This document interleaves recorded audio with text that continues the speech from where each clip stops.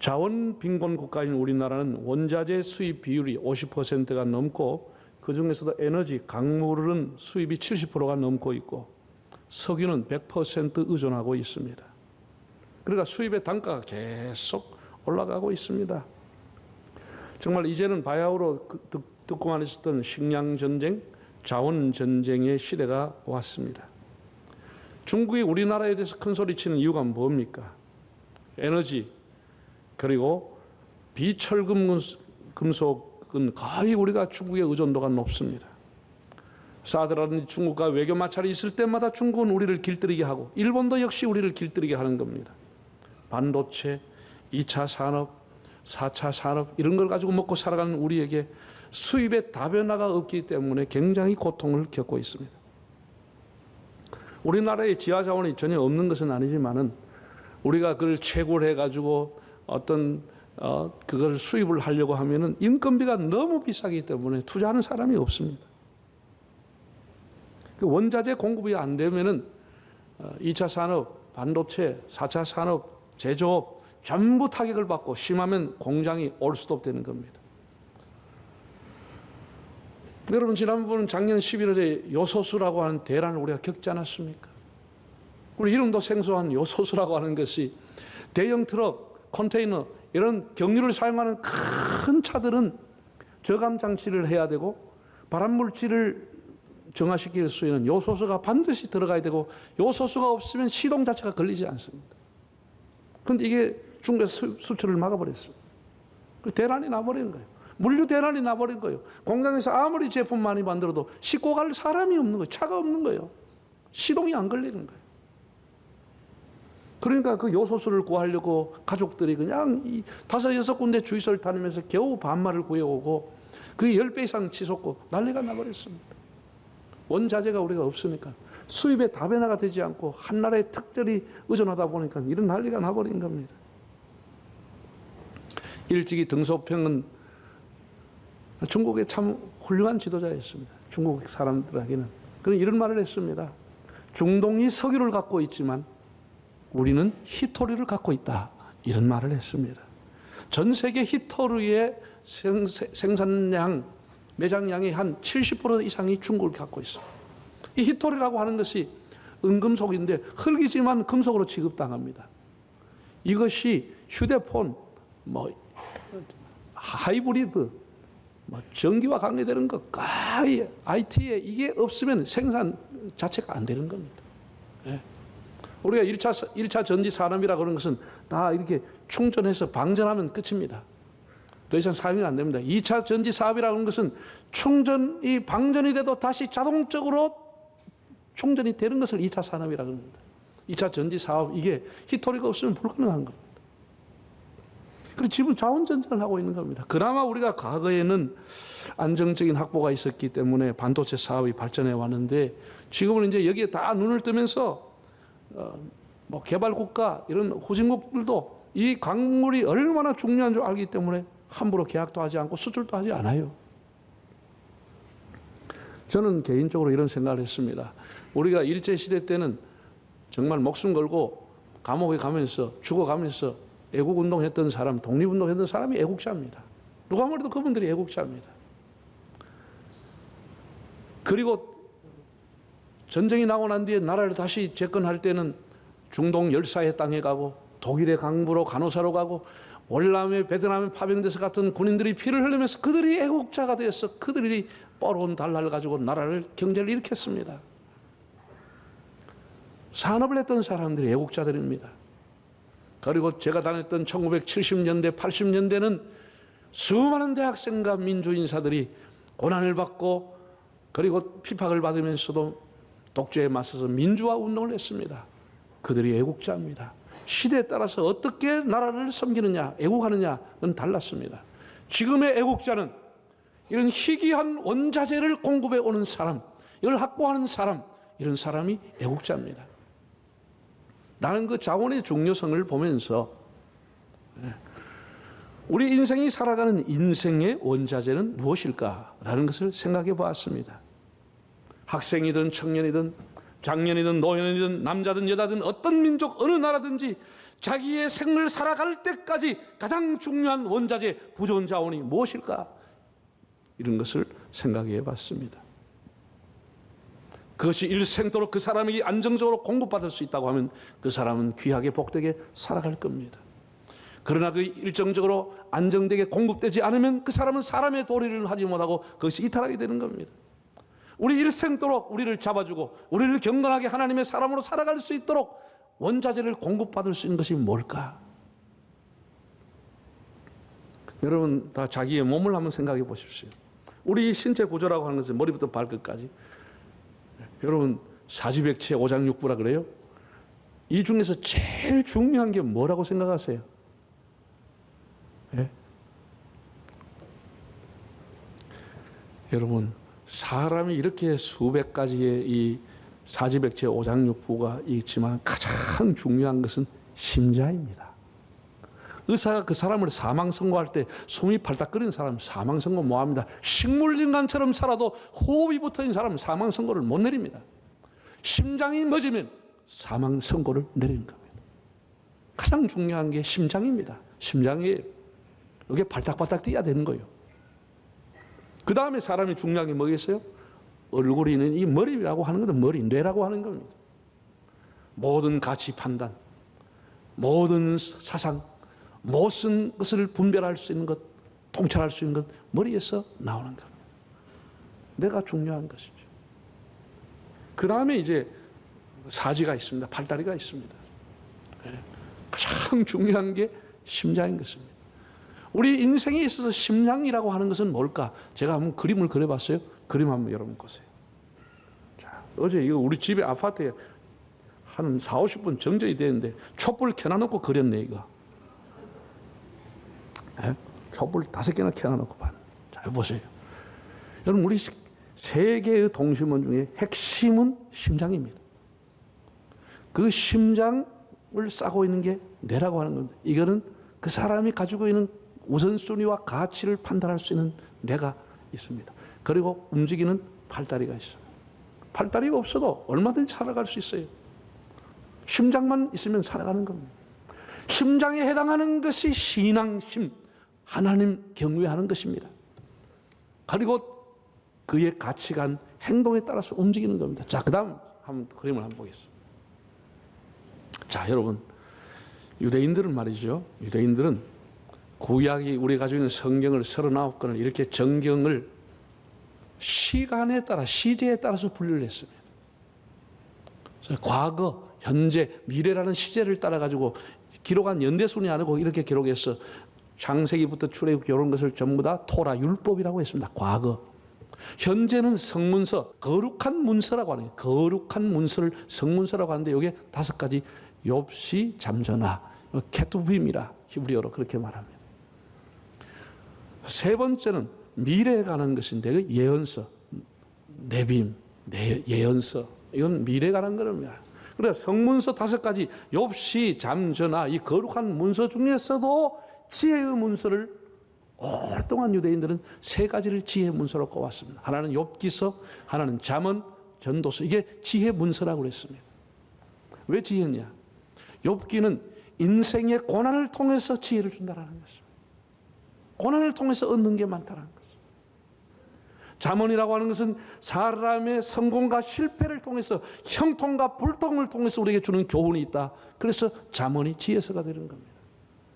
전도서는 인생의 허무에 대한 얘기인데 인생의 허무, 인생의 연기처럼 짧은 것을 통해서 우리에게 교훈을 주고 있다. 그래서 그걸 지혜문서라 이렇게 말합니다. 특별히 우리가 잠언이라고 하는 것에 대해서는 그게 뭐 복음이 있느냐, 그게 뭐 구원의 도가 있느냐 이렇게 비판하는 사람도 있지만 그렇지 않아요. 잠언은 매우 중요한 성경 중에 한 권입니다. 잠언은 제가 방금 3가지 동심문을 통해서 여러분을 보였던 것처럼 하나님을 경외하는 것이 핵심으로 되어 있습니다. 그게 하나님 경외라고 하는 중요한 기절이 15번 이상이 나오고 있습니다. 하나님을 경외하라. 그리고 하나님을 경외하는 것을 바탕으로 우리가 어떻게 사물을 판단할 것이냐, 무엇이 그 사람에게 행복을 주고 성공으로 형통한 길로 인도하느냐. 음녀를 따라가지 말아라, 술을 먹지 말아라, 사람 앞에 교만하지 말아라, 겸손이 존귀의 앞잡이다. 육선이 가득해도 다투는 것보다는 마른 떡 한 조각을 가지고 화목하는 가정이 더 행복한 것이다. 사람의 가치 판단에 대해서 가르쳐주고 있고, 그리고 우리가 언행을 어떻게 해야 될지를 가르쳐주기 때문에 세 가지 동심원에 대해서 전부 가르쳐주는 것이 잠언이라고 하는 겁니다. 네.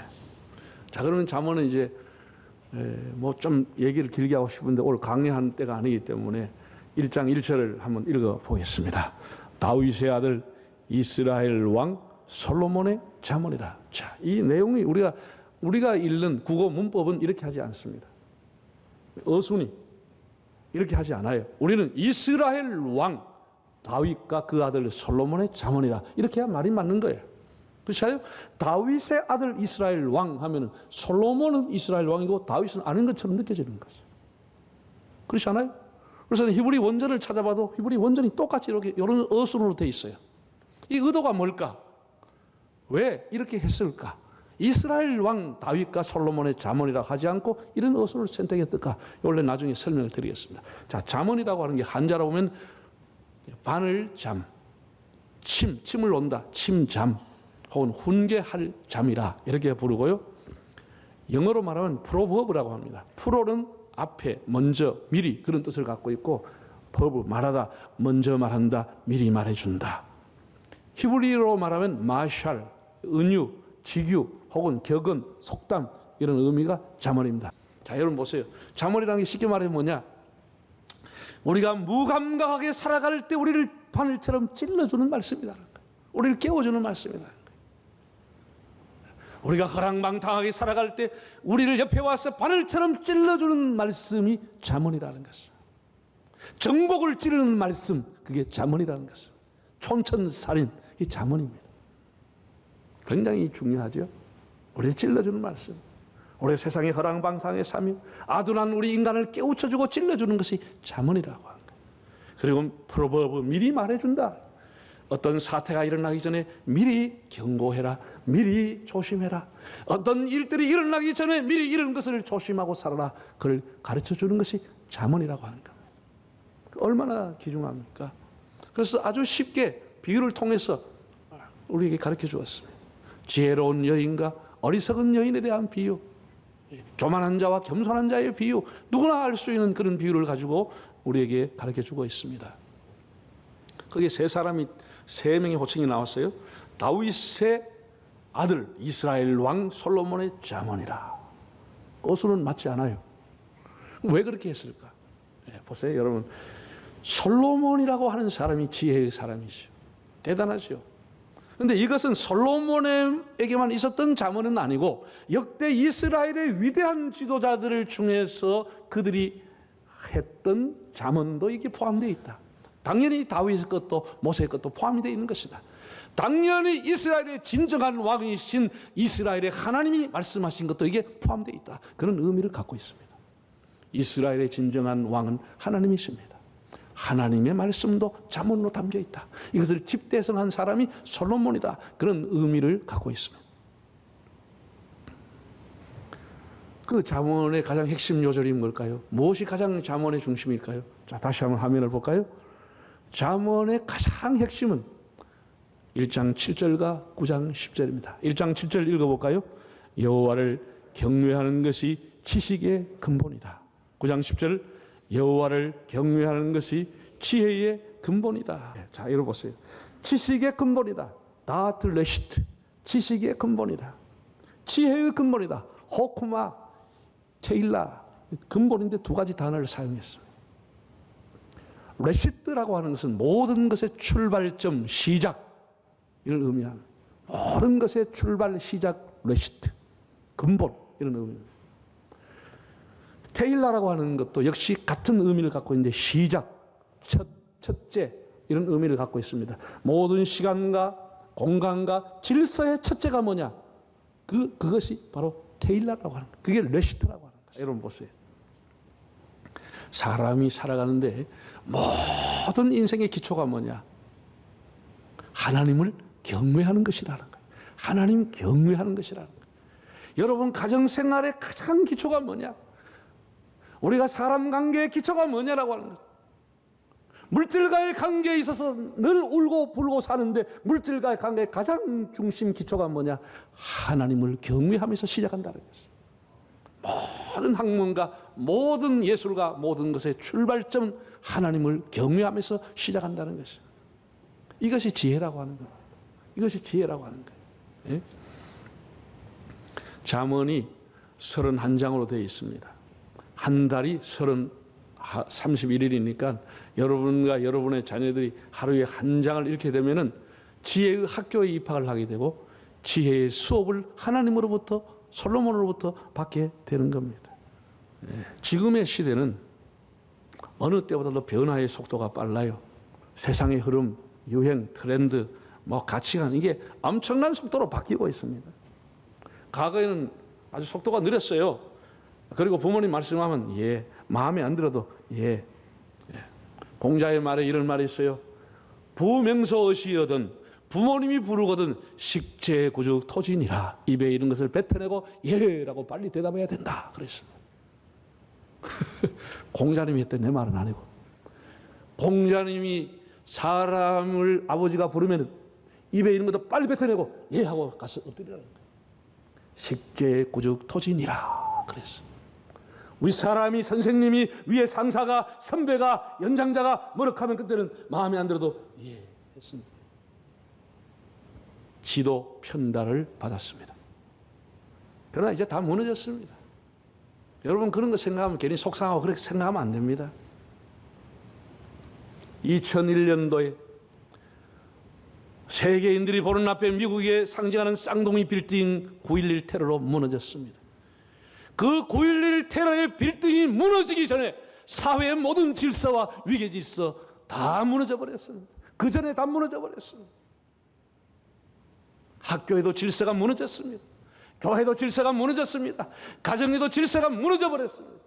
무너진 빌딩 속에서, 무너진 사회의 숲 속에서 사람들은 고마운 사람도 없고 따르고 싶은 사람도 없고 존경하는 사람도 없게 돼버린 것입니다. 다 무너져 버렸습니다. 그리고 내가 제일이 되는 거예요. 내가 킹이요. 내가 메시아요. 내가 제일인 거예요. 난 말 안 듣습니다. 부모 말 안 들어요. 선생님 말씀 안 들어요. 대통령 우습게 알아요. 네가 뭔데? 다 이렇게 빌딩이 무너지기 전에 우리 사회는 위계 질서가 다 이미 무너져 버린 것입니다. 이게 우리 가장 비참한 일인 것입니다. 여러분, 동성애라고 하는 것이 유럽을 덮고 미국을 덮고 캐나다를 다 선진국을 덮었습니다. 지금 우리나라까지 들어와서 난리법석을 피우고 있습니다. 그 동성애자들이 모여 축제를 하고 있습니다. 여러분, 과거에는 부끄러워서 말 못했습니다. 본인도 말 못하고 그 부모가 안 들 말도 못하고 살았습니다. 지금은 그것이 개인의 권리다라는 거예요. 개인의 자유라고 하는 거예요. 지금은 개성이라고 하는 거예요. 왜 개인의 자유를 이렇게 그냥 두느냐? 법제화 시켜달라, 양성화 시켜달라 계속하고 교회는 계속 반대하고 있는 거예요. 교회 안에는 벌써 끝나버렸습니다. 그거. 이게 포스트 모더니즘이라고 하는 시대 흐름의 사조의 특징입니다. 제가 전에도 말씀드렸죠. 포스트 모더니즘의 특징은 해체입니다. 저항입니다. 지나간 세월의 이성주의, 합리주의에 대한 반발입니다. 그때는 룰이 있고 원칙이 있고 질서가 있었습니다. 거기에 대한 반발입니다. 왜 사람이 그런 틀 아래 살아야 되느냐? 사람의 감정이 다르고 지식이 다르고 다 자기 IQ가 다른데 왜 그런 틀 속에 나를 가두려고 하느냐? 나는 그 싫다. 이게 이제 포스트 모더니즘의 특징입니다. 다 해체입니다. 필요 없다. 질서 필요 없다는 거예요. 그래서 모든 것이 재해석이 되고 있는 겁니다. 재해석이 되는 거다. 과거에는 악하고 과거에는 게으르고 과거에는 부정적인데 지금은 다 재해석이 돼가 선이 되고 있는 겁니다. 여러분, 개미와 배짜의 얘기 알잖아요. 그 우소위아에서 100년 이상 인류가 개미는 근면의 상징 부지런하고 열심히 해가지고 그래 땀 흘려가지고 창고에다 모아놨는데 배짜이는 맨날 돌아다니면서 그늘 찾아가지고 노래나 부르고 돌아다니다가 추운 날이 오니까 먹을 게 없어 개미 집에 가서 구걸했다. 그 얘기 아니에요. 그것이 우리에게 주는 교훈이 뭐예요? 근면하고 부지런하게 살아라. 땀 흘리고 살아라. 그 얘기 아니에요. 지금은 이게 재해석이 돼 헷가닥 뒤집어졌어요. 개미처럼 열심히 낮밤을 가리지 않고 일하는 사람은 나이가 들면 관절염 걸려가 맨날 병원에 다니고, 그 일 중독이 돼가 병원에 다니고, 그 사람 그렇게 살 필요 없다라는 거예요. 배차이처럼 노래하고 바이올린 키고 기타 치고 이렇게 되는 사람은 싸이처럼 온 세계를 움직인다는 거예요. K-팝의 원조가 되는 사람들이라는 거예요. 개미는 산업시대의 표상이지만 지금은 창조적인 문화의 전달자로 살아야 된다. 이렇게 재해석이 되는 거예요. 그런 시대가 되어버린 거예요. 여러분, 흥부와 놀부전 다 재해석이 됐습니다. 흥부처럼 살아가 되겠냐? 자식을 그래 많이 낳아가지고 어떻게 먹고 살겠느냐? 경제관념도 없고 그래가지고 집구석 망하는 게 다 재해석이 되는 거예요. 여러분 어떻게 생각하세요? 이게 오늘 사조예요. 건선징악 다 사라졌어요. 예, 다 자기가 하는 것이 다 옳은 거예요. 이런 흐름 속에 동성애가 나오는 겁니다. 전에는 나빴습니다. 전에는 비윤리적이었습니다. 전에는 말을 못했습니다. 전에는 부끄러웠습니다. 지금은 다 룰이 무너져 버렸어요. 지금은 개성입니다. 다양성을 존중하는 시대입니다. 개인의 권리입니다. 자기 결정권입니다. 부모가 성을 결정하는 것이 아니고 장성한 사람이 자기가 자기 성을 결정할 수 있다. 그래서 제3의 성을 만들자는 운동이 일어나는 것입니다. 네, 여러분 잘 들으세요. 저는 우리나라의 종교가 5대 종교라고 봅니다. 기독교, 불교, 천주교 이 종교 외에 2가지 종교가 있는데 하나는 교육, 하나는 부동산, 이 2가지가 종교입니다. 이 5가지 종교 중에 최고로 힘센 종교가 교육이라고 봅니다. 어린아이 낳으면 그때부터 애를 계속해서 뭐든지 시키려고 하고 뭐든지 보내려고 하고 이래가지고 뭐든지 막 교육이 가히 종교 이상입니다. 그럼 여러분이 그렇게 애써서 공부를 했습니다. 그렇게 노력하고 수고해가지고 공부했습니다. 그 아이가 어떻게 살아고 어떻게 살까요? 이런 트렌드와 이 세상의 사조 속에 그냥 들어가 버리는 것입니다. 그냥 덮쳐버리는 것입니다. 우리가 하나님을 경외한다고 하는 핵심 신앙을 갖고 있지 않으면 다 무너져 버리고 마는 것입니다. 전부가 한순간에 다 날아가 버리고 마는 것입니다. 한순간에 가정이 다 깨져버리는 것입니다. 네. 교육이 신앙이 되어 있고 부동산이 신앙이 되어 있습니다. 그래서 어디 가면 뭐 또 비싸더라 싸더라 이래가지고 돌아다닙니다.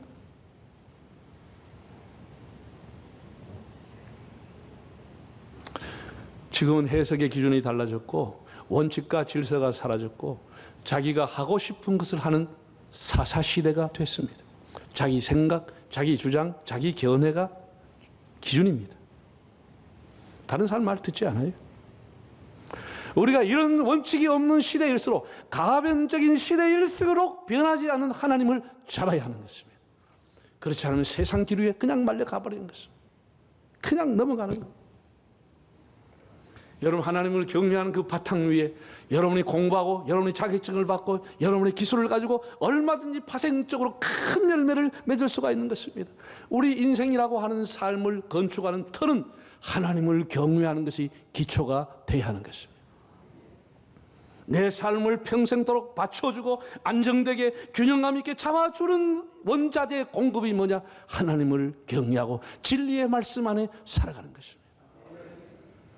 우리 인생의 원자재라고 하는 것을 따라합시다.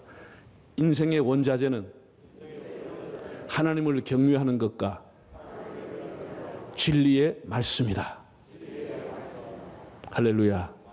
다 여러분 성경 한번 들어봐요. 성경 안 가온 사람은 휴대폰을 들기를 바랍니다. 주님 제게 말씀을 주심을 감사합니다.